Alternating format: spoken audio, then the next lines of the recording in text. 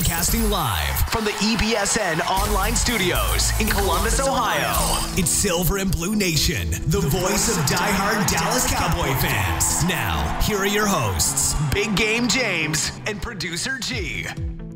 What's up? What's up? What's up, everybody? Silver and Blue Nation's here. What's up, Cowboys fans? How y'all doing? How's everybody doing out there? I think they're good. We already got some people tuning in on our Facebook Live and YouTube. Love it, love it, We love it. appreciate that. Appreciate that. We appreciate everybody. Happy Easter, first of all. Happy Easter, everybody. I'm going to be first honest. I don't really celebrate Easter like that. I don't. But, you know, I did get some good Easter food. Me and my son ate some good Easter food over good lady friend's house. Hey, that's what it's all about. And good food. she took care of me. So it's a good day. How's your Easter going so far? I mean, I've been here all day busting out shows. If you missed it earlier, I mean, we had a Cavaliers show. So that's just how my Easter's been going. Solo, dolo. Hanging out here at the studio. What's up to everybody that's in here? I seen Tyson said Happy Easter. What's up, Tyson? My dog.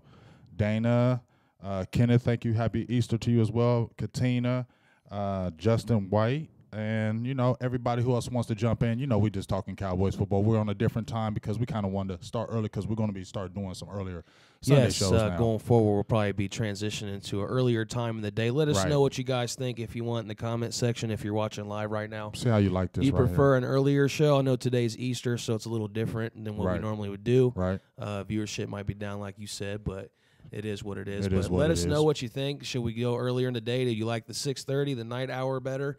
I mean, we could always stay there if we want to. It's up to us. We have flexibility. I like how you said that. You said it's up to us. We can go at any time we want. It is up to us. You feel me? We can go at any time. Virginia's finest. She tunes in on YouTube. Silver and Blue Nation YouTube channel says, salute Big Game James. Happy Easter. Appreciate you. Keep up the great work, guys. We appreciate that. Oh, man. Miguel, y'all, they make me feel so good. Miguel Puente's in there as well, says what's up. And if you're tuning in on Facebook Live, make sure you go over and subscribe on our YouTube channel as well. We'd appreciate that. Definitely give us a like if you could. Big Game James, Silver and Blue Nation, Dallas Prospect, Law Nation, all those guys. EBSN Online. EBSN Online. Like give us a like follow and a us. share. And also you can check us out on iTunes, SoundCloud. What else do we got out there? We've got Google Play. And then obviously we're streaming live video on Facebook and YouTube right now. So you don't just have to hear right there. And then we cut videos throughout the week. We have content dropping all week long. So make sure you're checking us out. And like he said, Law Nation, Dallas Prospect, shout out to those guys. We got a show we do with them Wednesday nights, so you can tune in for that one as well. Katina says she's good with any time, so that's what's up. She's there with us no matter what. And so hopefully all you guys are too. Yeah. And we're getting ready to talk some Cowboys. Yeah, because we've been talking too much just about everything else. Hey, that's cool. It's Easter. It's Easter. It's Easter. And it's a nice day outside. You know what I mean? It's a nice warm out here in Ohio. I wish we was in Texas. But guess what? Be back down there next month for the draft. I will be down there. We got the good go from Derek. He hit me up and said the Mexico thing is, I believe, is a go again for that draft. Live event. For that live event. So we're going to be heading back down there again for that draft. So make sure y'all holler. We're trying to make it hot down there. Make it nice because that's going to be exciting. Big draft in Texas, in Dallas. You know, what else? I don't think it's going to be regular. I think it's going to be some hung-ding, sheng-ding things going on as far as what we're trying to do because I just don't feel like Jerry and them are just going to be sitting here chilling, you know, with the draft out here in Jerry's world. I don't see it just being regular. I see some excitement going on, especially. Yeah. And I want to show everybody I wore the 88. For everybody who thinks I hate Dez Bryant, everybody's been like, getting on Dez, you don't like Dez. I love Dez. I still got the shirt. I didn't throw the shirts away. I didn't give them away. I didn't do it. He's still on. He's still here. So we're going to talk about him too. What's up, Joe Bragan over here in Facebook Live. Appreciate you tuning in. Ron Smith watching as well over here on Facebook and YouTube. I love Ron. He jumps back and forth. He's versatile. Jump back. Ron's a good guy. We appreciate you, Ron, every week for tuning in with us. Daniel's in here as well. So what do we want to dive into first when it comes to these Cowboys? Well, you tell me, because I mean, it's been a slow week. It has been a slow week, but I'm gonna tell you something. Right. I'm gonna jump into. Let me jump into something real quick. All right. It's been kind of hot to me this week. Colin Cowherd, had his little, basically he back and forth with Dak Prescott. 1 minute he's saying he's like the best thing ever. Next minute he's saying, all right, you just like a Porsche, and like Carson Wentz is a Maserati. He was kind of like that with Tony Romo as You well. know what I'm saying? It's like 1 minute you hot on Dak, next minute you kind of, I don't know what you is on Dak, so I don't never know. But he came with the thunder with his little interview talking about, why does Dak Prescott get the hate?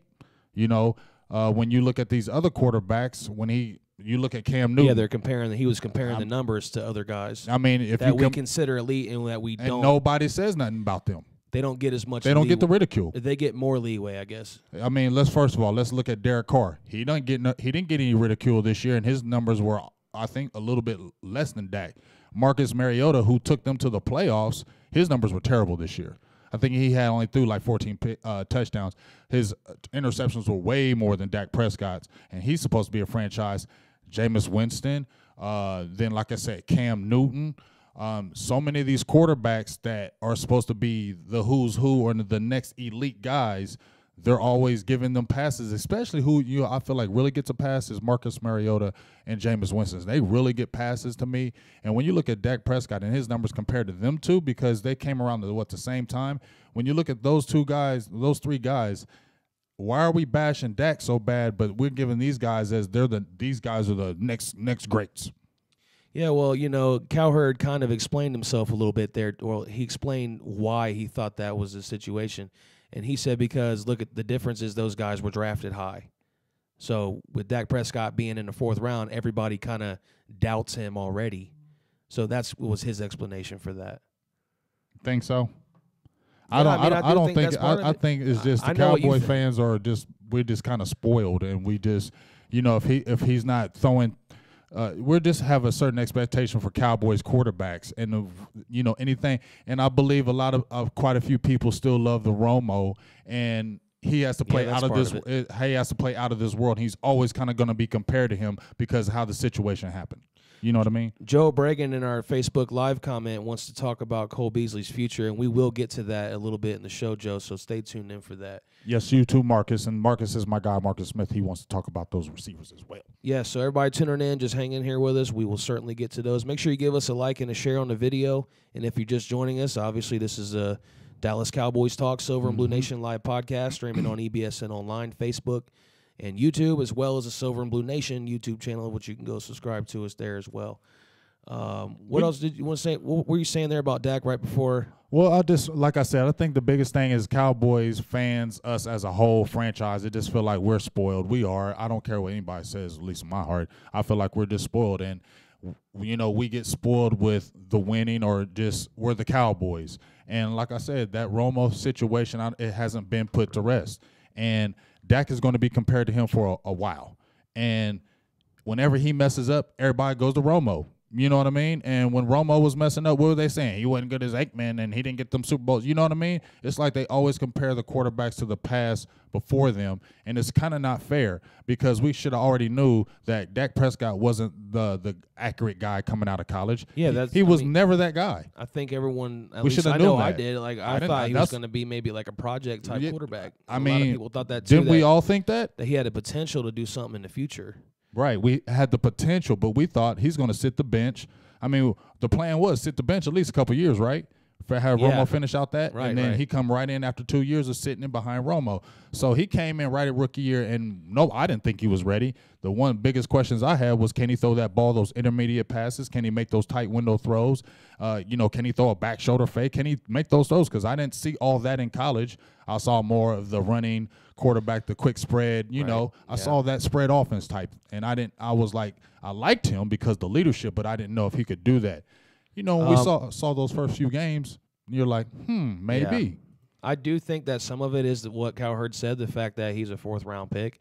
Another part of it is that he set the bar so high as a rookie, in his rookie year, going 13-3 and putting up amazing, like nearly MVP-type numbers. I think that was a part of it as well because now you set the bar that high if you don't live up to that expectation because he actually threw less touchdowns and more interceptions in year 2. Right. So it looks bad like you took a step back. I mean, that's what it looks like. But in reality, you really didn't. You just played out of your mind that first year because nobody expected that. Nobody. That's what I'm saying. And so how many times have we set seen the bar high? How many times have we seen NFL players come in and you see a player you didn't expect to do this and they blow it up, and then the next year they kind of catch up with you. That's what they do in the NFL. They adjust, and then considering just like what Cal Hurt was saying, but considering the controversy with the Romo, the situation with Zeke, Jerry Jones, just the Cowboys in general, the offensive line not being the same. He had to go through a lot, and I'm not making no excuses for no Dak Prescott, so don't sit there and say, oh, you make excuses for him. No, I'm not making excuses for him. I'm saying he had a lot of stuff on the table last year for him not to do that, and he didn't regress so bad where you're like, man, he's terrible. You didn't see that, 22-13, and you still completed over 65%? I mean, I said That's it before. not terrible. I said it before. All I got to say is Matt Castle, Brandon Weeden. The list goes on and on. Kellen Moore. I mean, all these other guys that can't play when they get in there. Right. And so we were crying. And we were crying about finally getting a quarterback, so at least we have something, folks. So we were dying to have a good backup to Romo because we all knew he'd probably get hurt again. And we got it. And he just happened to also be a franchise-type quarterback. So I think he's going to be fine. I think people just had expectations so high from what he did on year one. But even year two, I would consider successful. I mean, 9-7 with no Zeke for 6 games and that huge distraction over his head. I was pretty impressed with what he did, considering all the distractions, considering the expectations set. And the hate. Considering the hate, the 4th-round pick status, all that. That's still pretty impressive to be 9-7 because, I mean. And your offensive line was in flux. Dez wasn't in and out. The receiving core in and out. Rico Gathers didn't play for you this year. Look at Kirk Cousins, who was another 4th-round pick. Like, the best he's done in a season was 9-7, right? Exactly. So look at those comparables, and he just became the highest paid quarterback in NFL history. Paid. Right. I think he did get the most per year. Did he? On a per year basis, I'm pretty sure he's now the highest. I thought it was Garoppolo. I could be wrong about that, but he's still top. It seems 3. like every time a guy signs, it's the new highest paid deal. Right. And if you look at him compared to Kirk Cousins, I mean, what has Kirk Cousins done? That's what I'm saying. Right. 9-7 at best. He's done nothing. And no playoff wins? He made no one playoff appearance. Wins. One appearance. No playoff wins. He's been in the league a lot longer than Dak. Right. Since 2012. And he's looked at as a franchise quarterback and one of the top paid guys now. So. Exactly. So, but nobody's killing Kirk Cousins right now, but they're killing Dak Prescott. So everybody kind of just ease off Dak. Yes, this is still, to me, a critical year for him. It's year 3. He's definitely have to show improve. He definitely has to take that next step for the Cowboys to take the next step. I'm not going to lead. We're going to talk about Jason Garrett here later because I know we probably have something for him. But them coaches got to step up. But we know Dak Prescott, as the quarterback for the Cowboys, he definitely does need to take another step in his maturation as being the quarterback for the Dallas Cowboys. I mean, that's a fact. I think the biggest thing is that he don't need to take a step back because we've seen him play, like I said, at MVP level. So if that's what he's going to be at his best, I'm cool with that. Just don't take any steps backwards. Right. Because we've shown that we can win with what he did in his rookie year. That was good enough to win. Right. If it weren't for some bad defense, we probably would have made the Super Bowl that year. I mean, really, we probably should have. I mean, we should have because the Green Bay Packers were not better than us. We know that. We just played a crappy game, and we didn't play. We turned it on too late. And even when we turned it on too late, we still should have won the game. We still should have won that game. That game. You look at the Packers the last 2 times we have played them in the playoffs, it's just been heartbreaking, disappointing losses because I felt both times we were better than both of them, both of those teams. They weren't dominant by any means or any stretch of the imagination. Or even now, I don't feel like the Green Bay Packers are an elite team. So I really just want to slay. It's not really a dragon for me, but I want to slay them and bust their heads open because they've been escaping us and getting away with those victories, and they haven't been better than us, and it's time to whoop their tails. Right now they're like the thorn in our necks right now. They're the ones holding us. Well, that have been the last few years. But I don't know about that anymore. Aaron Rodgers seemed to maybe be taking a step back. I don't know. I think he's almost lost some receivers for sure. I just don't. I'm not gonna say he's not the Aaron Rodgers. Let me not say that. But it just seems like they're just not the team anymore. Let me jump in here and thank a few people again who's been tuning in. Marcus Smith. Joe, you wanted to talk about Beasley's future. We're getting ready to get to that topic here next, actually. Yeah. So we got Justin White in here.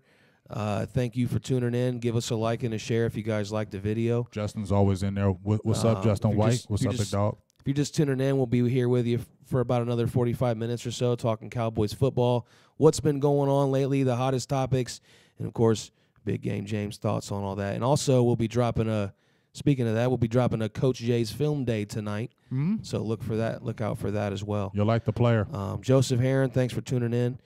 Columbus Jones, always. Marcus Smith turned me on to him, so I'm gonna give Marcus Smith, my dog. Turn you on to who? The guy that's gonna be our Coach Day Film Day. Your featured player for tonight. So I'm gonna give Marcus Smith the shout outs, and Marcus was at the Mexico too.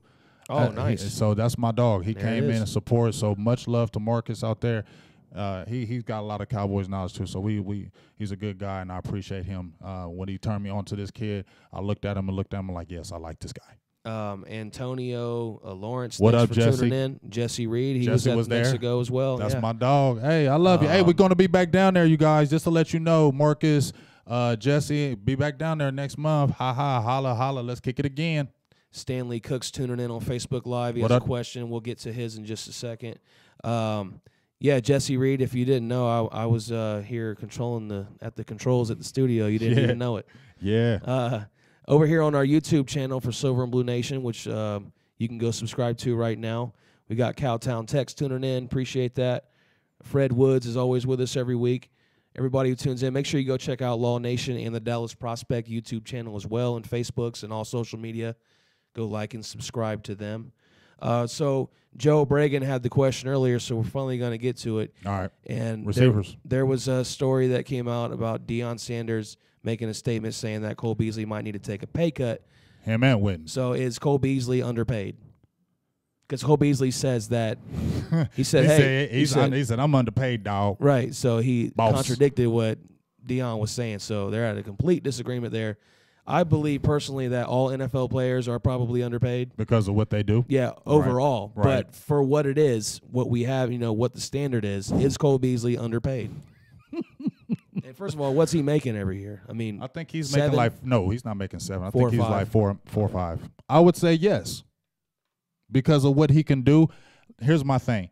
When I was telling you we need to trade Cole Beasley last year trade deadline, everybody was getting on me. Everybody's still getting on me like, why are you trying to trade him? He does this. I know he does this. That's why he's underpaid, because of value he brings. You can trade him to a team and get something for him because of how good he is. I feel like he is good. That's why I wasn't mentioning him over Terrence Williams, because I feel like ain't nobody going after no Terrence Williams like that. But you'll go after Cole Beasley.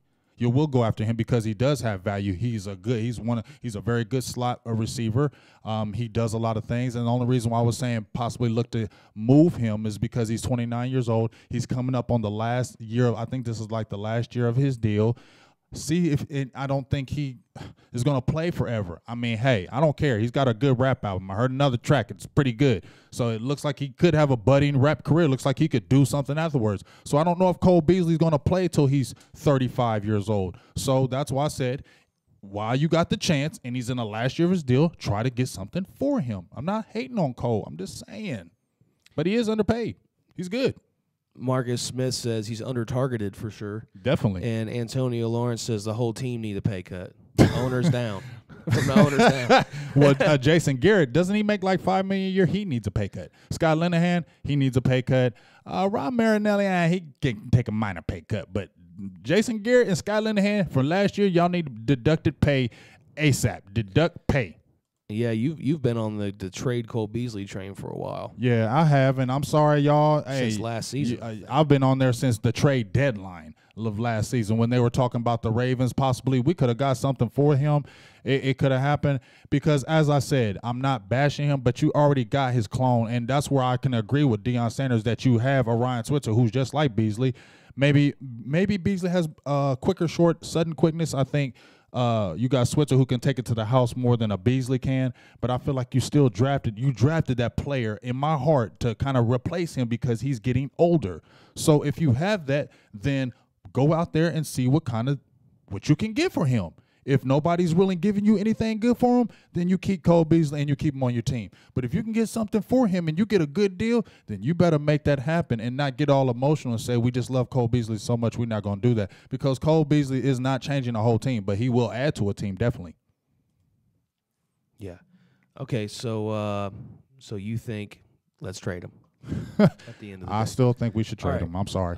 Yep. So we can move on now to another topic and keep the comments rolling in. Terrence Williams broke his foot. If we missed your comment or you have something that you want to talk about specifically, let us know.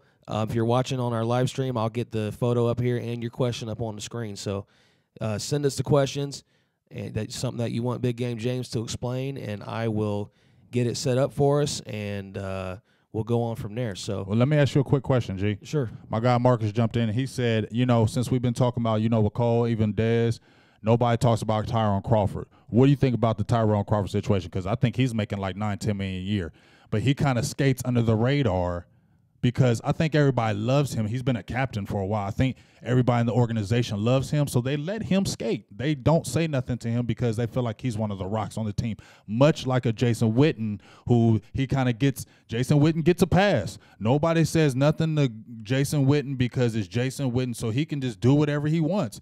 That needs to be addressed too, because dude is making $10 million and he's not getting a lot of production. He's not a good defensive end. He's only a good defensive tackle. No, when you're paying a guy that much money and you're not even sure what his position is, that should just tell you all you need to know right there. Right. You don't even know what position he plays. So why are you giving him that money? Shouldn't you figure that out first? And they paid him on potential. I don't know, man. They paid him on potential because remember he had the 4.5 sacks the 1 year. Everybody was like, oh, he could be the who's who. They paid him that big money. Fell off right after that. Jesse Reed said Crawford earned his money at 3-tech, not defensive end. True.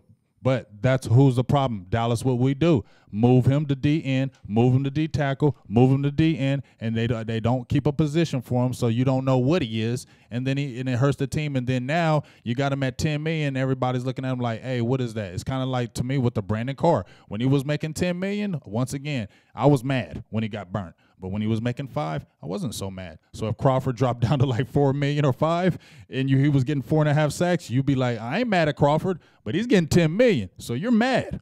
You know what? We've talked about that so much, and it all goes back to Brandon Carr. The Brandon Carr effect. It's the Brandon Carr effect. It don't matter. Anybody says it's the Brandon Carr, because I'm going to be honest with you. When I see these big contracts with the Cowboys, I go back to Brandon Carr. Overpaid, underperforming. I mean, that's what it is. That's what it is. So keep the questions coming in over here on our live feeds on YouTube, Silver and Blue Nation, and Facebook Live for Silver and Blue Nation, or EBSN online as well. I'm going to ask you a question now, and I want to ask the question to people watching too, to put this in the comments. What grade would you give the offseason for the Dallas Cowboys so far? Well, I gave it a B. I just posted something on our page. I believe it was, I don't know if it was ESPN, but I believe they gave us a B too. I'm going to stay with the B, and the main reason, I don't think it's like we were extraordinary, but I believe we addressed things that we needed. We needed a linebacker. We got somebody who's depth, and he did play with the Packers and had 70 tackles in one season with them. So that's good to me. Marcus Martin has played with the Niners. I think that's good depth. He could possibly start. Then you also got the big signing was, we got the Dante, what's his last name? Thompson. Dante Thompson. Dante Thompson. Thompson. I wasn't super excited about him, but you know what? Depth. He got good speed. We'll see what happens. The big two signings to me that pushed it to a D, it was a C for me, but when they pushed it to a B was obviously the Fleming signing, because I felt like we needed to kind of get somebody who was legit on the line this year, not somebody who was maybe good or possibly he could come in. No, we needed somebody who was solidified, who has some credentials, and getting him from New England to me is credentials. Starting 22 games, only 7 sacks in 4 years. That's credentials to me. And you play with the Patriots. I don't care. You play with the Patriots, you automatically got some credentials with me, and you were a starter. And then to nab Hearns, when I didn't think we were going to sign him, when I didn't think we were going to have the money when he left, I thought he was going to the Jets. I thought they were signing him, and for him to come back and play for less money, and that was huge. That was huge. That was the biggest signing. And I think just the mouthpiece, whoever was talking to him to bring him back, that pushed it to a B with me, because it shows to me, well, we can't get some players. So, and he's not playing at a huge rate. He's playing at a super contract friendly for us. So, and it's still able to keep Dez Bryant in the fold if we wanted to do that, which that could be addressed, the salary. But it was just really good how they negotiated that. Yeah, we'll dive more into all that in a few for sure. Back to the Facebook Live comments. We got Marcus Smith grading with an A-. Mm-hmm. Joseph Heron with a C. Let's see here. Dana Bryning gives a B+. Mm-hmm.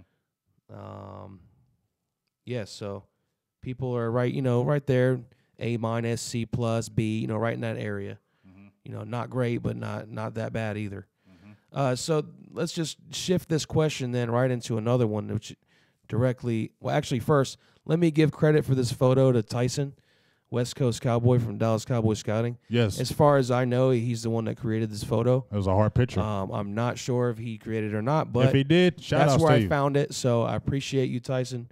Appreciate you, Tyson, for making West that Coast. available for us, because there you have it, all the free agents. Hey, if anybody wants to call in, you can call in, can't they? Yeah, you can call in. 1-866-217-1966. If you want to call in, you can call in and talk. You don't have to just talk through the Facebook feed. Anything. Now, listen, you can't talk long. You can't talk like for 20 hours or like 20 minutes. But let's get a quick chat in and let me hear your voice. Call in 1-866-217-1966. Just talk about, what we've been kind of hitting on right now. Or anything else. Or anything else. We talked about the receivers. Williams broke his foot, which kind of throws, it's kind of weird how he broke his foot right now. Isn't that kind of weird? How, we've been having the controversy with the receivers, then he breaks his foot. Yeah, because I was saying, that's last week, kind of weird, man. One wide receiver is going to have to not play, and right now it would be him with the broken foot. So right. Columbus Jones said he'll give us an F because we have the same offensive coordinator. Okay. I'm not mad at that one. You know what I'm saying?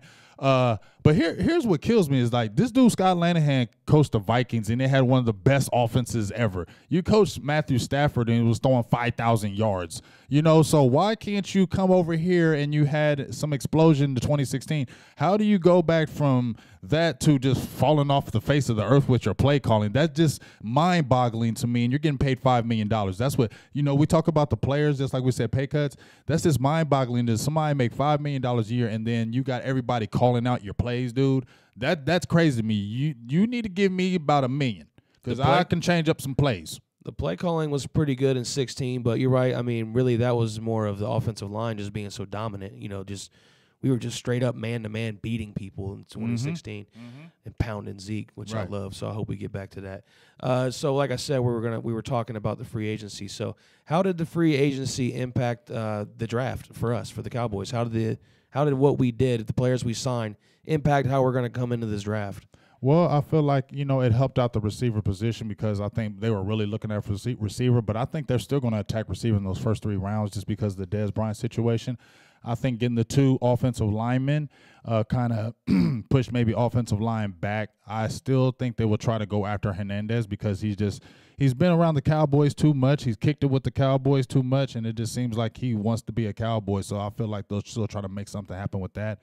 But I feel like it pushed some other things down. But linebacker and safety is still a priority to me in this draft. Safety to me now more is a priority than linebacker. I love, who I love, Tremaine Edmonds up there. But now I feel like safety because we still have Jalen Smith and we still have Sean Lee. Whereas at the safety position, if you move Byron Jones, you have Jeff Heath and Kayvon Frazier, and that's really it. So you safety, and you have Xavier Woods, but you were playing him in the slot position too. So really, safety becomes a big glaring need, and that's where the Derwin James name has really been floating around as far as we could possibly trade up. So what about the Deshaun Elliott kid from Texas? Would he be someone you consider in the first round? No. First round. Hell no. Okay, I wasn't sure. No way. I'm a Texas guy. Texas is my squad. I like the Joker. I like Deshaun Elliott, but I like him more in that 3rd, 4th round type. And we could scoop him then, maybe more like a 4th, because he's good. I feel like he left a little early. I think he should have stayed another year and played. Good player, but definitely hell no for a first round for him. No.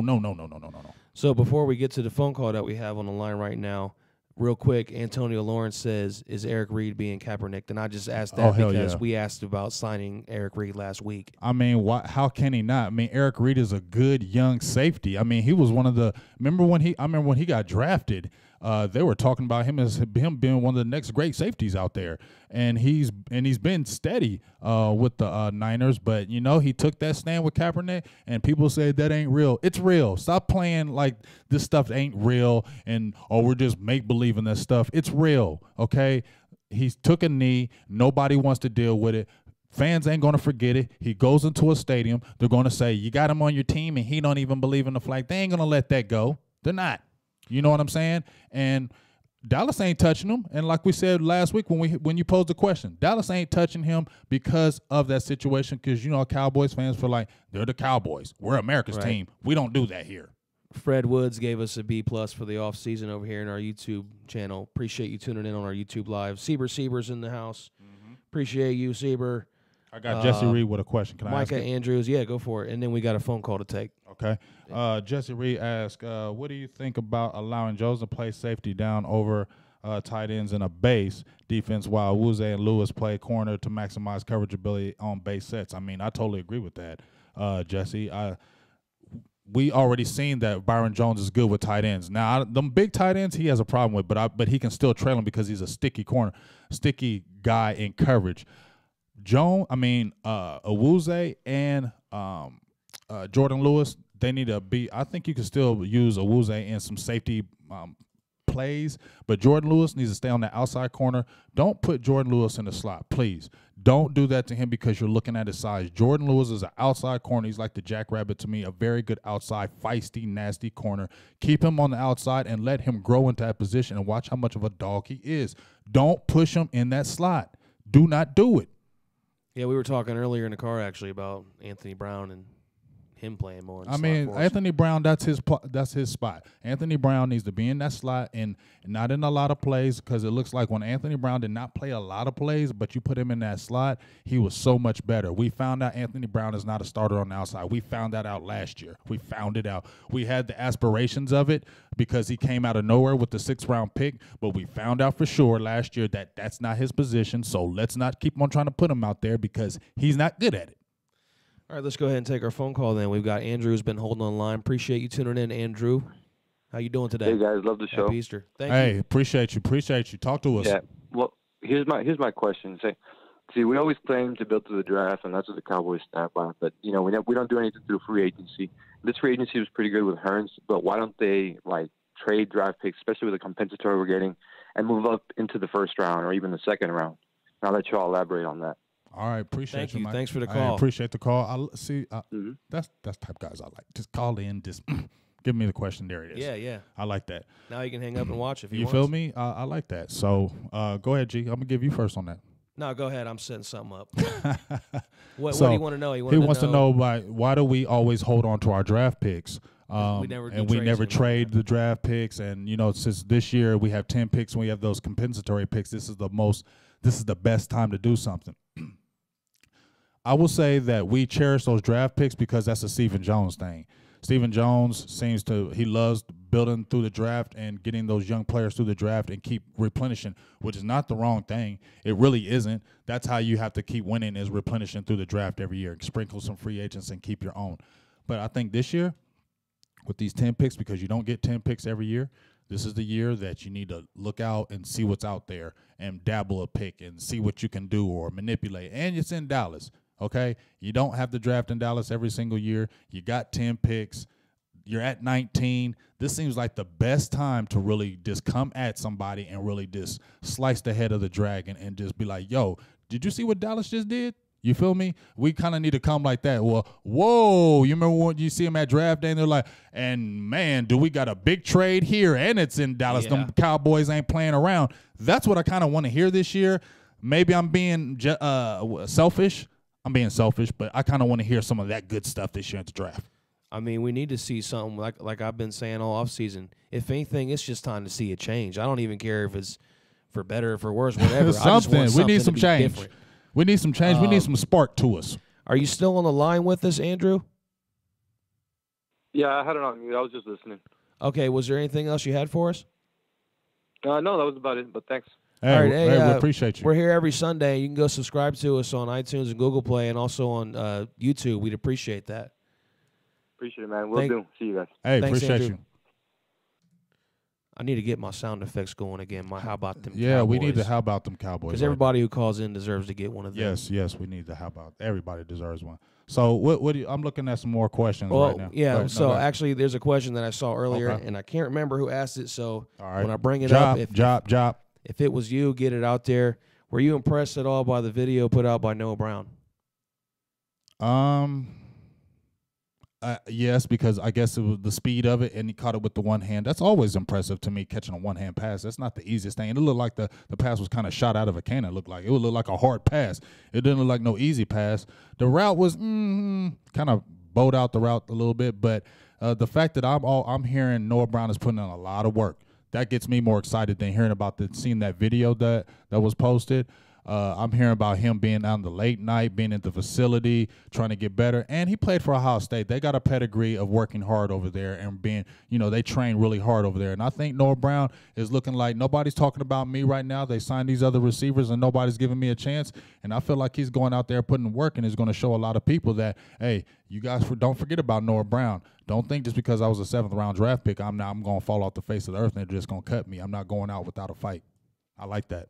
Yeah, I mean, we've seen a lot of guys that drafted late or even undrafted that can come in and start make impacts on team. Mm-hmm. But as far as that video goes, I felt like he was a bit stiff in his route on that.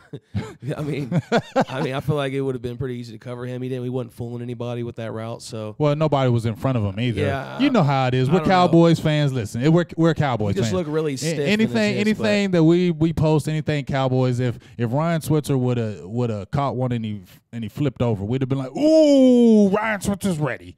I mean, that's what we do. I mean, we're over the top. Didn't Ryan Switzer do some kind of trick videos or something? Yeah, he did. Didn't he do the trick video his rookie year where he caught it and he did the flip and he caught it? He did the backflip catch. Like and we were all excited. We're like, oh man, Switzer's gonna be mean. And we had the videos, and guess what? We saw all of 10 catches. Well, that's just because he didn't get on the field. That's not his fault. I know, but I'm just saying. But you're right, though. Yeah. But those one-handed catches are always fun and cool to watch, like when Odell Beckham does it or whatever in the warm-ups. I mean, he's more of a show than anything. Mm-hmm. But all right, so Randy Gregory.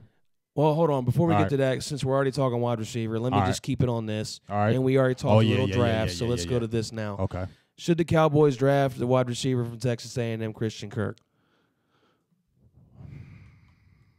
We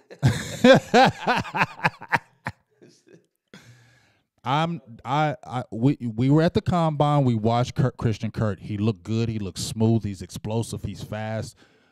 I kind of don't want Christian Kirk. Not saying that he's a bad receiver. I want DJ Chark. That's it. I'm sorry. That's my guy. I want DJ Chark. I would also take that Thomas kid from Notre Dame he was talking about.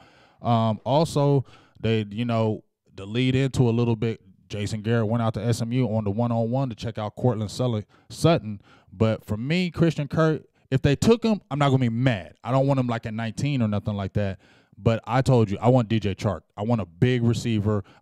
You can get Christian Kirk, and he's running the 4.4. You got DJ Chark, 6'3", 200, running the 4.3s, and still catching everything out of there. And he did punt returns. He did everything Christian Kirk did. You know what I'm saying? So I kind of want the size a little more. And when you get the size and the speed, that kind of just overweighs. So I kind of don't want Christian Kirk, but I wouldn't be mad. I want DJ Chark. Yeah, I'm with you. I would see Kirk in like a later round or something, but Chark would be nice as well. But I wouldn't also mind drafting a guy higher than that, and I've said several times why. Mm-hmm. Because he's got to get on the field. If you're drafted higher, you're probably going to be playing. Like if Ryan Switzer was a 2nd-round pick, he probably would have been. He would have been on the field. Right. That's guaranteed. He would have been on that field. We actually have another phone call we could take right now. All right. We've got David on the line. What's going on, David? What's going on? What's going on? How you doing? Happy Easter. Happy Easter. Happy Easter, guys. Talk to us. I got a question. Do you think that we should cut Dez Bryant? You just came with the. I mean, you didn't no filter, no. You just came with hard, didn't you? How about them Cowboys? Yeah. I'm wearing the shirt. You're wearing the Dez Bryant shirt. Yeah. I think we should keep Dez at least one more year. I told everybody last year when the contract situation was coming up that it was going to be revisited. I think we should keep Dez Bryant this year. Now, might sound contradicting. I will tell you this because I feel like for it to be Dak's team, Dez can't be there. But I feel like one more year with the contract, 2019, it's not going to be a big hit. See what happens. I think they're going to talk to him about changing up that money as far as renegotiate or maybe taking a pay cut. We'll see what happens with that. But I'm not going to say cut Dez Bryant because he's still a good receiver. I'm not putting Allen Hurns as our number one. I would still keep Dez Bryant another year. So I would not cut him. I think he probably should be cut because I do believe that would be the best business decision if you're looking at strictly business, because the numbers don't match. The production does not match the pay, and that's simply what it comes down to in a business. So I do believe that he should be cut. Do I think he will? Probably not. But then again, it just depends on how stubborn he's going to be when they go in there and talk about this contract. What if he takes a pay cut? If he takes the pay cut, then that's fine. That's fine. So it's about the money, really. Right. All exactly. Right. It's the business. Yeah. Did you have anything else for us? Yeah, I do. Do you think that we should take a linebacker on the first pick? For our first round pick? Yeah, we kind of just hit on that, but if you want to, again, Big Game James has had a player in mind for a while. I've liked Tremaine Edmonds from Virginia Tech from day one. I want him, and I feel like he's one of those type of linebackers. He's only 19 years old. You need to go get him. So I'm not definitely opposed to taking linebacker first round. I think that's one of our needs between that and safety. I think safety is a bigger need because we do have 2 quality linebackers better than 2 quality safeties. But if Tremaine Edmonds is still there and you can get him, go get him because he's a beast and he's going to be a beast. Get a linebacker, yes. I got one more question for you, and I'll get off here. All right. Do you think the Dallas Cowboys should go for a tight end because Jason Witten's getting Hell old? yeah. I accidentally shut him off there. Oh, I'm sorry about that, Andrew. I heard him. Or David, I'm sorry. I apologize. I cut you off the line. If you're watching, if you tune back in. Oh, you cut him? I accidentally cut man. David off the line there. Sorry, David. We didn't mean to do that. Please don't go give us a 1-star. Yeah, I mean, you can call back in if you'd like. Don't give us a 1-star, baby. That was Producer G's fault. That was Producer G's fault. Pressed the wrong button. Press the wrong button. So but to finish off your question, David, to finish off that, I definitely feel like, yes, we definitely need to draft a tight end. I know we got Rico Gathers, but he hasn't played a regular season game yet. We still don't know we have in Rico Gathers. He's still a 6th-round pick. So, yes, get a tight end because we need somebody to stretch the field now. And we don't need somebody who can make it on the field possibly. We need somebody on the field now. So, yes, you definitely need to draft a tight end in this draft. Yes, and I just wanted to apologize one more time, David, about that on the phone call. You can call back in anytime. We're here every single Sunday. David said he here. At 3:30 he said he here. He's still in? He said he here. Okay. What up, Harold? Yeah, so anyway, I mean, I might as well finish explaining now. You can tune in any Sunday, every Sunday, 300 or, 365 days a year. We're here on Sundays. 365. So that's We're here one Sunday. day. Divide that by 7. There you go. That's where we are. There you go. So 52 shows a year is what you get. Tricky. 1 a week, every Sunday. So make sure you're tuning in with us. And go subscribe to us on our YouTube channel as well, on Google Play, iTunes, SoundCloud. Obviously, you're watching on Facebook Live or YouTube. So I'm not listening to okay. You got a question? No, I'm just hearing You got Wayne. a comment over there? Yeah, I got Wayne Scott, and I think he follows Silver and Blue Nation. So I see Wayne, and I like what Wayne says. But man, I'm sorry. I can't. I'm tired of hearing everybody say Dak sucked this year. He did not suck. Like, where are you getting that from? Like, I can't agree with that. Like, I'm not going to say Dak was lights out this past season. He wasn't. I should have just left the last question up on the screen, which said, "Why does Dak get so much hate?" He just gets that. Keep needing that one. I don't get it, but it's not like we understood that he's not Tony Romo. He's not going to be that guy. He's not that guy that is going to be throwing 400 yards a game. He's not that dude. We got him with the prevalence. There's a word for that. I can't figure it out, but I'm gonna figure it. Where you can put everything around him and make that whole team good. You get a good running back. There's other quarterbacks that are out like that, and you can still win Super Bowls with them. Shout out Harold Martin real quick. You know what I'm saying? Harold, that's my dog. But I just don't like the Dak hate. I'm sorry. It's only going in his 3rd year, and we're bashing him like he's like the world's most terrible quarterback. And it's just simply not true. I just can't agree with it. I'm just not going to. All right, so let's go ahead and take a phone call. And while we're doing the phone call, I'll set up some other topics for us so that we can have some nice graphics on the screen while we talk about them. Mm-hmm. So we got a call? We got Tyson on the line. What's going on, Tyson? What's up, man? We got Tyson, the West Coast Cowboy, on the line, man. West Coast. What's up, West Coast? Listen to the show. You guys doing a phenomenal job as always, man. As always, as you do as well. As you do as well. I want to give you a shout out. As you do as well. Hey, appreciate. You're only as good as the people you do shows with. So, man, I'm good because I connect with folks like y'all. So, man, But hey, we're blessed. I was just gonna tell you guys. Hey, are you able to hear me pretty clearly? Yeah, you're good. Okay, for sure. My bad. All right, no, straight into my point. I don't think the Cowboys are really I don't really think that I knew the Cowboys were putting out the information about Dez Bryant, and him taking a pay cut. But to be honest with you, have you guys noticed that all that pay cut drama has died down now that there's nobody that the Cowboys really want? I think that the only reason that the Cowboys were really on Dez Bryant is because they were really trying to make a move in that first week of free agency. But now that there's really no one that the Cowboys are going to go after, because you got to remember the money for your draft pick, that money's already been allocated. That money was allocated 3 months ago. Mm-hmm. So, that's not – it is a part of your cap bonus, but they wouldn't need to cut Dez to sign their draft pick. They don't do that. The NFL restricts you from doing that. So I honestly think that the Cowboys are fine with Dez Bryant being at the $12 million until something comes along where they need the money. So I think it's a weird situation for Dez, because I think he's in the same kind of space Zeke was last year when he was like, he didn't know if he was going to play or he didn't know if he was. I think a lot of this money drama and stuff like that. Tyson the West Coast Cowboy, y'all know I love conspiracies, and I'm going to keep it to you real. But I think a lot of this was perpetuated by the Dallas Cowboys.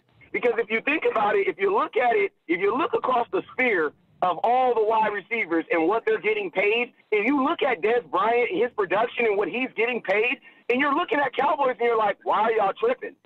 If Dez Bryant was on any other team with the production that he has right now, considering Sammy Watkins and Allen Robinson, now remember, Sammy Watkins, his stats are more preferable. They are actually more closer to a Terrence Williams than they are a Dez Bryant. So you have someone who is putting up stats to compete against your number two, but then you want to go in the opposite direction. So I honestly think that a lot of this money talk with Dez has simply been perpetuated by the Dallas Cowboys. And I think they kind of legitimize the fact that, remember, the second day after the season was over, Dez Bryant's first conversation he had was what? I'm not taking a pay cut. I'm not. And I think Dez Bryant kind of I think him and his attorney, him and his lawyer, his agent, they understood the game that the Cowboys were playing then. Right now, there's no reason for Dez Bryant to take a pay cut unless you're trying to punish him. And I'm going to be honest with you, you don't punish a grown adult. If you want him to take less money, you cut him, period. If you take less, if you give Dez Bryant a true pay cut because of his production, he is going to reflect whatever that wide receiver is. Dez Bryant is not the mental type of receiver where you can cut his money and then he can be like, I'm about to go show you. No, that's not how Dez is. What you're saying, but here, for a long time, they know that. What you're saying is that Dez he's saying if Dez were to take less money, he would play to a lesser degree, so then he would be like weak? A third wide receiver or a he would fourth play wide weak receiver? if he got cut. His money cut. No, this is what I'm saying. This is what I'm saying. If you were to cut, because we all understand how emotional Dez is. Dez throws a fit when they take him off the field. Dez throws a fit when he doesn't get the ball. So imagine playing with a Dez Bryant for 16 weeks who has been punished in the public, who has been punished in the public, for his production. Honestly, I would rather you just cut him. I don't want to talk about cutting Dez. I don't want to talk about taking money from him. If you're going to take money from him, cut him. Because if this is a guy who cannot handle being on the field in positions and times where he feels he should be on the field and not getting the ball, he's not going to be able to handle that. He's going to go sign somewhere else for less. Anywhere he goes, he's not going to get the money that he's getting at Dallas anyway. But the biggest thing to me is when they're talking about the pay cut, I feel like they are going to talk to him about it. I don't feel like it was just spoke about, because on the reason why I'm going to keep going back to the Brandon Carr effect, because he had that money, and before Brandon Carr took his pay cut, they came at him to take a pay cut, and he said no. They kept him on the team, and then the next year he took his pay cut, and then he was released after that. So they did come to him and say, you're making $10 million a year. You're not matching that production. We want you to take a pay cut. And he said, I'm not taking a pay cut. And we thought they were going to outright cut Brandon Carr, and they did not. And he stayed on the team at that rate. The next year, he took the pay cut, played that season out, and was gone. So now, we'll see what happens. Now, that's actually a really good, phenomenal point, but this is the thing that I will say that Brandon Carr had leverage. I honestly think Brandon Carr had a different type of leverage because there was no cornerback on the horizon. And the Cowboys, we were picking not 19 in those years. We were picking like deep in the field. Mm-hmm. So I mean, I think Brandon Carr had a little bit more leverage when he did his, simply because he knew for a fact that there was no option, there wasn't nothing to go out there. So I think that the Cowboys, Stephen Jones and Jerry Jones, the fact that Jerry Jones said that he, as a billionaire, has not been able to schedule a time to meet with Dez Bryant because of their schedules, I'm thinking in my head, doesn't Jerry Jones own a white helicopter? Don't those helicopters tend to fly typically anywhere they want to? How is it that they're talking about they're going to have to talk about Dez Bryant's money, but in this entire time they've never once spoken with him? It's like the Cowboys. The Cowboys, they're playing games in the media. It's the exact same thing they're doing. I believe they're doing with David Irving.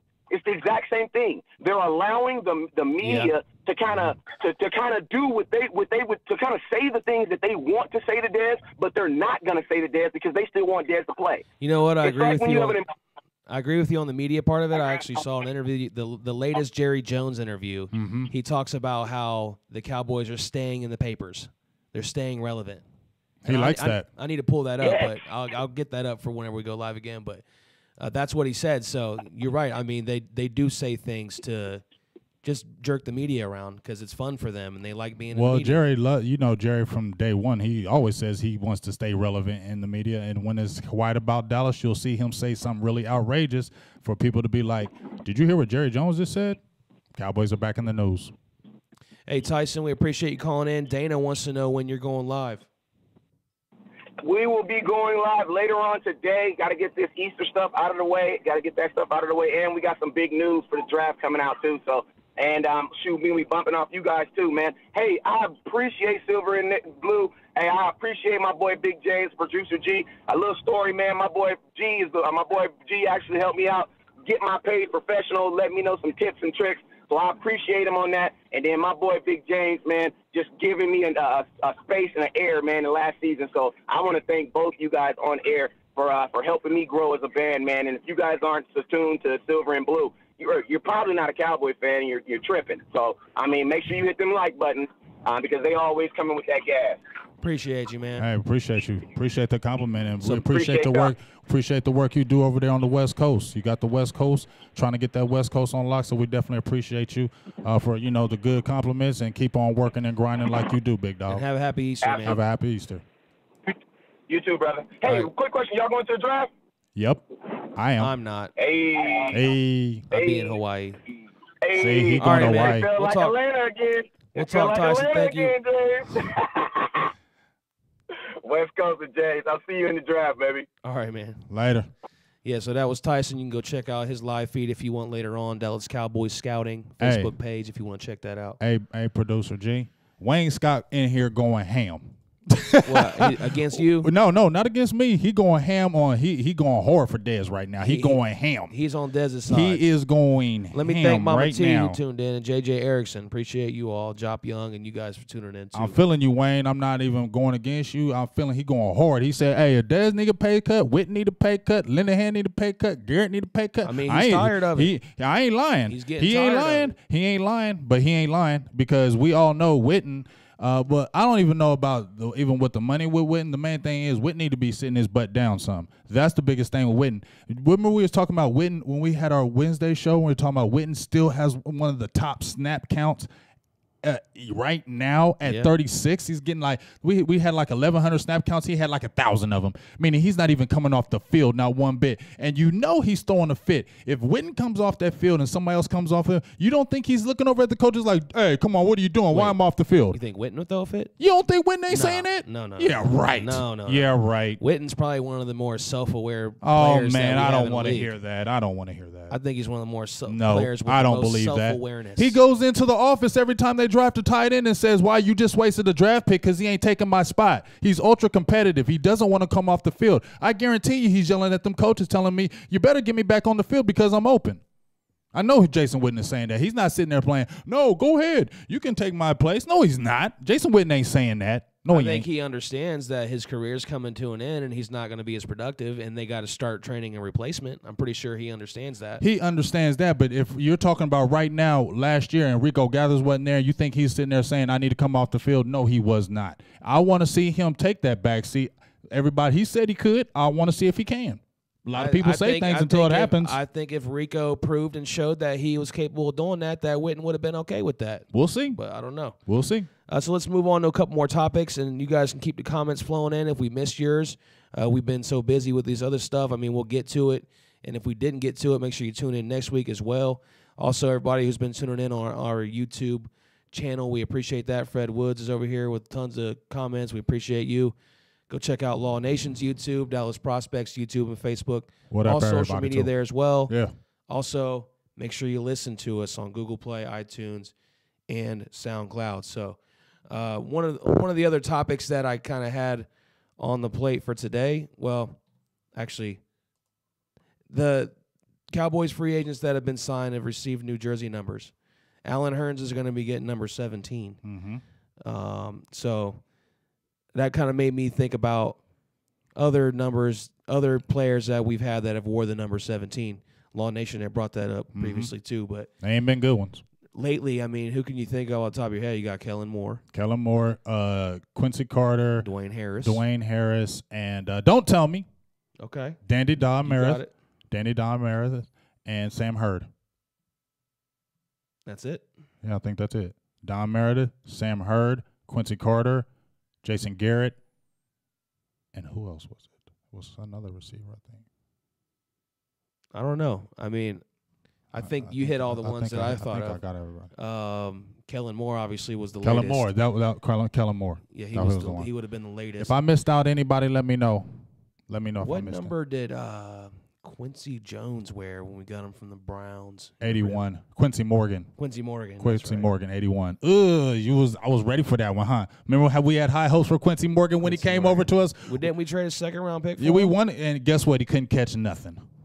I think he was drafted in the second round. Yes, he was. The Browns, I thought he was going to be nasty, and when we got him, I was like, oh, it's on now. He ain't do jack nothing with us. Let me grab this article here that has all of the jersey numbers so that we can kind of go over that a little bit. Because it's exciting, you know, when you get players with new jersey numbers, you might want to buy someone's jersey or. Marcus said it's a boo-boo number. I mean, what, 17? Yeah, I like 17. You like 17 on a receiver? I do like that. I like 19. I like Keyshawn Johnson. When he came with the 19, I was like, that's hard. I like 11 on receiver like Deshaun Jackson had last year. I like that 11. I like 11's 10 kind of better. hard. I like Switzer with the 10. 10. I It like goes good with him. Bryant. I like Santonio Holmes when he wore 10. The 10 is hard. Allen Hurns 17. Deontay Thompson will be number 15. So 15's kind of hard for a receiver. Everybody's in the teens. Yeah, I remember Devin Street wore 15. Sucked. And I thought, you know, he looked sweet, but he never could do anything. Garbage. Let me see. Okay, I guess that's all the jersey numbers that they had here on this list. I think everybody's getting tired of them 80s, man. Everybody's so used to always being 81, 82, 83. They want to get them teams because they try to make a name for themselves. So we've got Joe Thomas, 48. So he's keeping his That's number. A weird number. Well, that's a number. Yeah, that is kind of weird for a linebacker. For a linebacker? It lets me know, like, you're not really a roster guy. Yeah, you're not really good if you have 48. You're like a practice squad. Yeah, like 48 got. You're a preseason warrior. If you're wearing 48, you're just not a guy that's nobody's scaring me. You're a preseason warrior. Yeah, you're the preseason guy. The fullback, Alawale, he's going to 49. I believe that's what he had. That ain't bad for the fullback. So, yeah, I'm good with that. Cameron Fleming will go from number 71 to number 75 for us, for the Cowboys. Byron Bell just made that number just bad. Who else had that one? 75? Yeah. Was it Colombo? Colombo. Didn't Colombo have 75? I think it was Colombo. Colombo had 75. Big left tackle, right? Big boy. Still in the fold. He's one of our guys. I thought he was going to be our coach now, right? Yeah, tight ends coach. Marcus Martin will be wearing number 63. So that just wraps 63. up. Who's 63? Tell me. 63 would have been Kyle Kozier. Kozier, yep, that's it. I was thinking Andre Gerard for a sec, but he was 62. Yes, Andre Gerard, yep. But see, Kyle folks, Kozier was that's 60. how in detail you need feel to be. Me? Kyle Kozier, y'all remember him? If you don't know that, then you're not on Big Game James's level. I'm sorry. Holla. You got to know those type of things if you really want to be in this type of business, because you could get called out at any. You will get called out quickly. And I'll just be like, hey, I don't know that. so will I. I'll admit it. I'll be first to tell you. So we got just a couple more minutes left here. All right. And let's just jump to a couple more. Can we give a shout-outs to everybody that was in here today? Yeah, let's shout them out. Shout out. Go ahead. There's a lot of people here today. Oh, my cousin here, OG Ace. What's up, big dog? I appreciate you, homie, being here. Marcus, Teresa, as usual, David Seaver, Patrick O'Brien, Ron Smith, Wayne Scott. Wait. I'm going hard. You said David Seaver? Did I say David Seaver? Yeah, that was kind of weird. It's like you saying Seaver. It's like I'm you sorry. saying No, Gary. you Gary. It's like I'm that. sorry, Seaver. My bad. Los Levea. I think that is. Of course, Harold. Dana, of course. JJ Erickson. Antonio, my dog. Jop, my dog. Micah Andrews. Joseph. Brian Heron. There's so many. List goes on. The list goes on, man. I love all y'all, man. Y'all are beasts. Raymond, there he is, my dog, Raymond Calazio. Of course, Annette. You know you always in here. Katina. No. Don't be doing no fly Eagles fly up in here, Ace. You gonna get out of here with that. You a Colts fan. Now hush your mouth. I thought I had a. Didn't we talk about Cam Fleming last week? Did we talk about Cam Fleming last week? Signing? Okay, yeah, I had the signing. Never mind. Signing, yeah. But he has officially signed, which we'll talk about in a sec after you finish your shout-outs. Yeah, I'm just saying. I got my shout-outs. Don't be talking about no fly Eagle fly up in here. Don't be talking about fly Eagle fly. Yeah, let me go ahead and give him. Yeah, and I think if that's my cuz that's in here, he ain't no. If that's my cousin here, he ain't no Eagles fan. He a Colts fan. If that's him, and he a Colts fan, and Colts fans is bums. You know what I'm saying? You know them Colts suck. Your boy Andrew Luck just now throwing the ball again. Don't be trying to steal our players because y'all try to be like the Redskins. You know how it is when coaches go to teams. They want the guys they know already. Mm-hmm.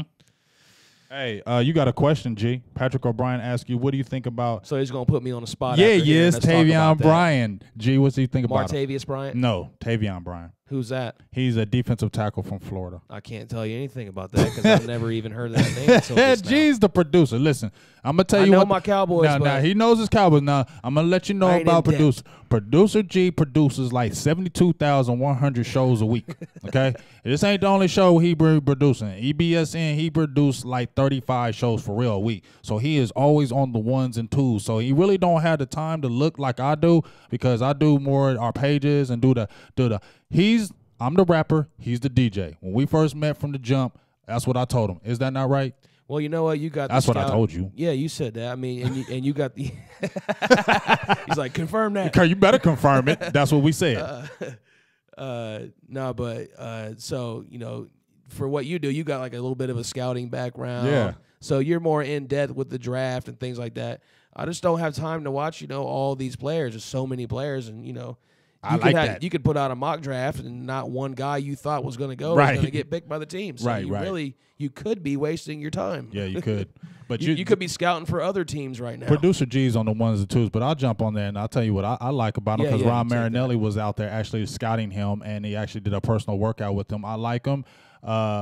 But when we got Joey Ivy, I believe last year, from Florida, yeah. If we get a defensive tackle, can we play him? Let's get him in there and play him. I'm tired of getting these guys in the 5th and 6th and 7th rounds, and then we never see them. Just like you said, G, it's almost like they don't have the importance because they're a 6th-round pick. Plus, you got Tyrone Crawford getting all that money, and he has to play, and he has to be on the field. He has to be on the field. That's why he's playing. That's what's sad about that. But plus. What do we do though? We're a rotation. That's what we do. We rotate him because they know deep down inside Tyrone Crawford really is not the man. So let's just keep rotating him. But they're always going to start him, even if he may not deserve the starting position. That $10 million puts him in that starting position. I'd like to get a hold of the numbers, like snaps by player per season. That's what I kind of want to see because I want to see who's on the field more than others. Besides just the eye test that we see. Right. I want to find those legit numbers. That's what I need to look up for the next show. Well, you better. We're getting ready to sign off here, but I still have at least 3 more quick questions we got to run over before we sign off and begin doing our Coach J's Film Day segment. Coach J Film Day. Will Randy Gregory be making an impact? He's applied for reinstatement. Jerry Jones says he will be applying for reinstatement. He said soon. he has no confidence in it, though. Will Randy Gregory have an impact if he's approved? If he's doing the right things, I still feel he will. Maybe I'm the blind, dumb, and stupid. I'll be the blind, dumb, and stupid. You'll be like, why are you still talking about him? I am. I'm sorry. If he gets reinstated and he's on that field and he's actually doing good and doing well, hell yeah, I think he's going to do something. It was only 2016 when he played that last. I don't care if it was the last game of the year. They're still professional players. He had 8 tackles and 1 sack. I got excited. We were like, yes, he's going to be playing the playoffs. They didn't allow it. So the dude is only 25. Your talent just doesn't go anywhere. If he stays straight, yes, I think he'll be an impact player. But maybe we may need to change that number, make him need to earn that number. Maybe that's my one thing that we need to do. I think he should step up and say, he should step up and say, I don't deserve the number 94.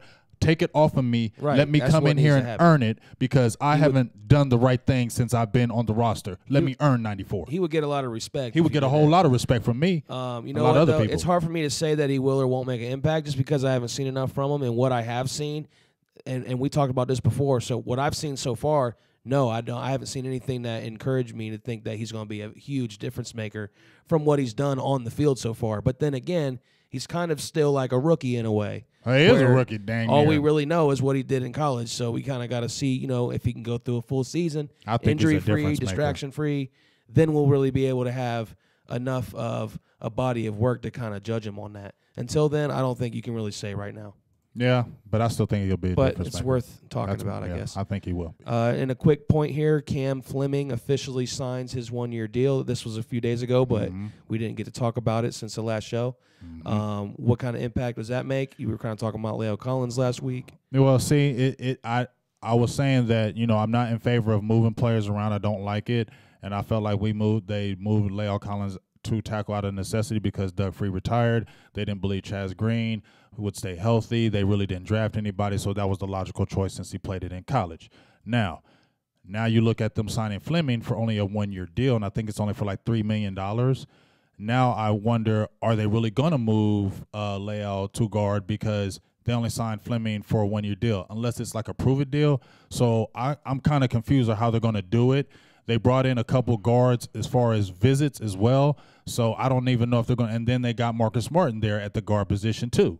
So I don't know, and I think the main reason why they may keep him at tackle because they paid him the tackle money. They just gave him that contract, and I think he's like one of the third highest paid tackles in the league. So if he's the third paid highest tackle in the league, he can't go back to guard, can he? And you got tackle money. Yeah, that's really an interesting situation there. That's what I think is the sticking point, the way they may keep him at tackle, because he's getting good tackle money. And if you were to go into negotiations and you went to guard, guards don't get as much as tackles. Right. So yeah. I mean, that makes it a very, very interesting situation. And again, maybe another screw up on the money part of it by the Cowboys. Right. Could be another. All right, so we'll move on from that. We've got Randy Gregory, Cam Fleming.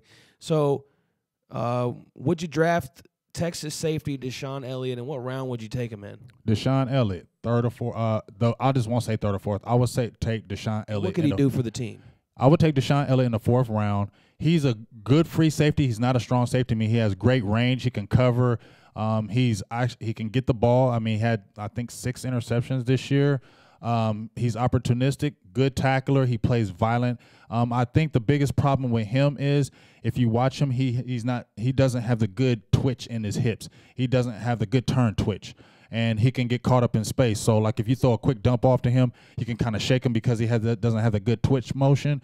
He's kind of stiff in his movement, and I think that's the issue that may hurt him when he gets in the pros. And as far as like open field tackling, maybe missing tacklings. Tacklings. I said tacklings. He's missing tackling. He's missing tacklings. How about them Cowboys? He's missing tacklings. Yeah, and, so that's it is a reminder. I've been here when it was glory hole days, and I've been here when it wasn't. Wow. And so, having said that, I want me some glory hole. Missing tacklings. missing tacklings. So that's the new word of the day, tacklings. So all you kids out there, tell your bad grammar.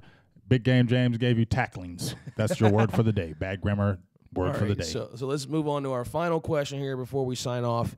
And And you like that. It's just coming natural to me. Yeah, right it is. Now you're going to be at night. And so Jason Garrett's the only coach to go he visit sucks. Cortland Sutton at SMU. So that's just what a does little that nugget, mean? I guess. A Like, nugget. what does that He's mean? the only coach to go visit him. That's kind of weird. But What does that mean? it tells me that you're really interested in him and you really want him, and he's he SMU. might be drafted And later. We got Cole Beasley, and where's he from? SMU. So there is a small connection. If you looked at the Dallas Cowboys, we like connections. All right, we have a linebacker that we're looking at Boise State, Leighton Vander Esch. We already have 4 or 5 players from Boise State, so there's a trend. When we kind of looking at players that play for the same team. I don't know about Cortland Sutton as far as, to me, he's the ultimate boomer bust. He's not the greatest route runner. He could be the Laquan Treadwell. Basically, everybody was hyping him when he came out, and he's first round pick and has done nothing with the Vikings. He could be that dude, or he could be one of those explosive guys. We've seen him at the combine. He's a big kid. He is a big kid. We'll see. Don't draft him early. That's all I'm saying.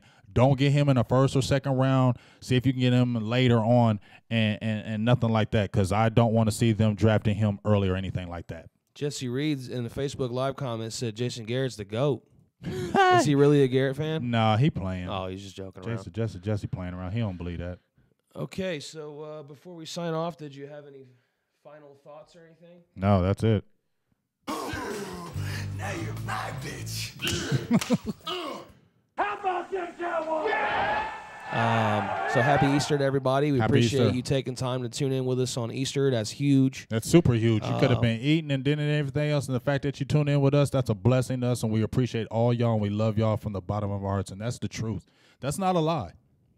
No, it's not. That's not It a was lie. a great show, and we covered all the topics. And if there's anything we missed, tune in next week. You can also tune in Wednesday night for the Dallas Prospect and Law Make Nation. sure you do. It's hot. It's a on hot YouTube video. and It's a hot Facebook show, for hot their show. channels. A lot of great knowledge. Check that out on Wednesday night. That'll be Big Game James, Law Nation, Derek Kirby from Dallas Prospect, and myself behind the controls.